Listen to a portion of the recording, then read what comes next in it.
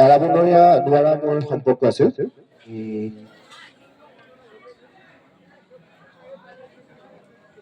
তেওঁ যিখন গ্ৰন্থ কৰিছিল শেহতীয়াকৈ আৰাকানী তেল, আৰাকানী তেলৰ মই সহযোগী প্ৰকাশক হিচাপে তেওঁক অলপ সহযোগিতা আগবঢ়াইছিলো। আৰু বাহ্যিক দৃষ্টিত বা ৰাজহুৱাকৈ বুলন কুমাৰ শইকীয়াৰ লগত বিক্ৰমাদিত্য ৰত্নাকৰ প্ৰতি সম্পৰ্কটো এয়াই বুলি ক'ব পাৰি। কিন্তু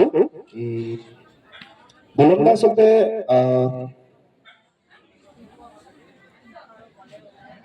বুলন দা আমাৰ কাৰণে এটা আদৰ্শৰ প্ৰতীক আছিল।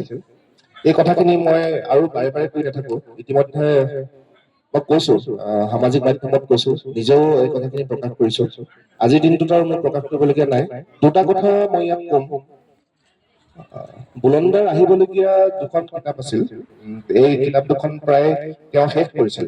এতিয়া এই কিতাপ দুখন CNC আৰু এখন আছিল আপোনাৰ চেকজিন চাইবা, এই দুখনৰ কাম তেওঁ প্ৰায় শেষ কৰি থৈছিল আৰু এই বিষয়ে মোক অৱগতও কৰিছিল আৰু তেওঁ ৰাজহুৱাকৈ কথাখিনি ব্যক্তও কৰিছিল আৰু অলপমান আমাক দায়িত্ব দিছিল এই কিতাপ দুখনৰ যাতে গ্ৰন্থ দুখনৰ প্ৰকাশৰ ক্ষেত্ৰত আমি আগবাঢ়ি আহোঁ।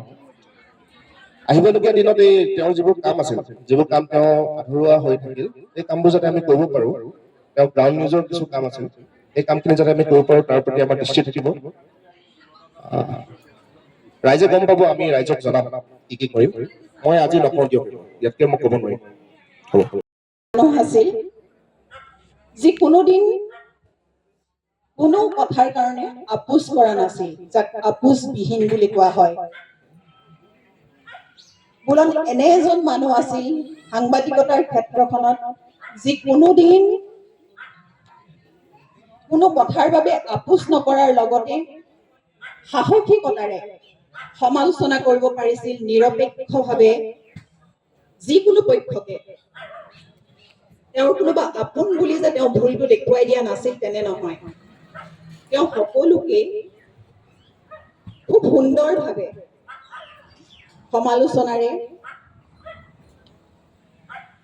সমালোচনা কৰিব পাৰিছিল।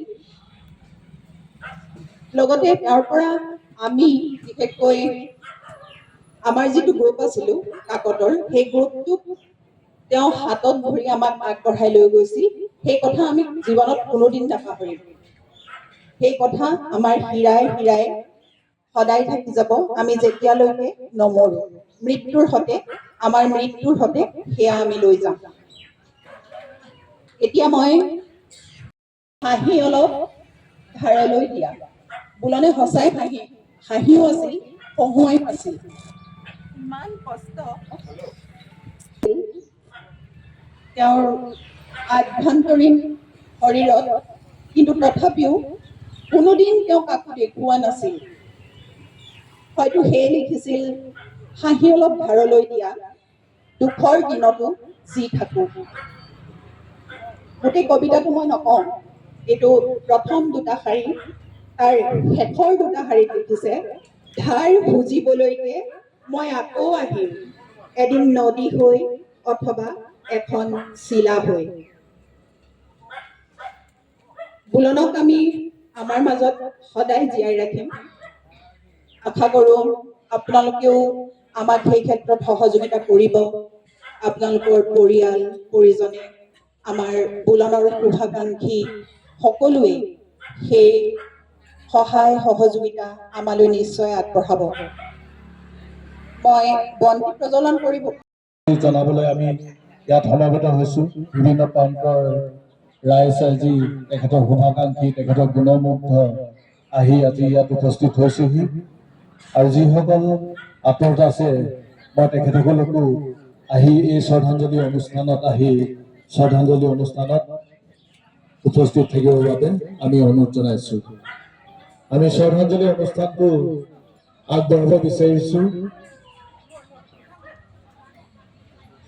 আমি আমাৰ মাজতে থকা আমাৰ বুলন কুমাৰ শইকীয়াৰ অত্যন্ত প্ৰিয় ব্যক্তি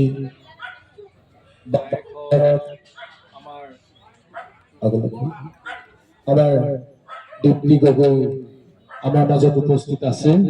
আমি এই গোটেই অনুষ্ঠানটো আমি দীপ্তি গগৈ আগবঢ়াবৰ বাবে অনুৰোধ জনাইছোঁ।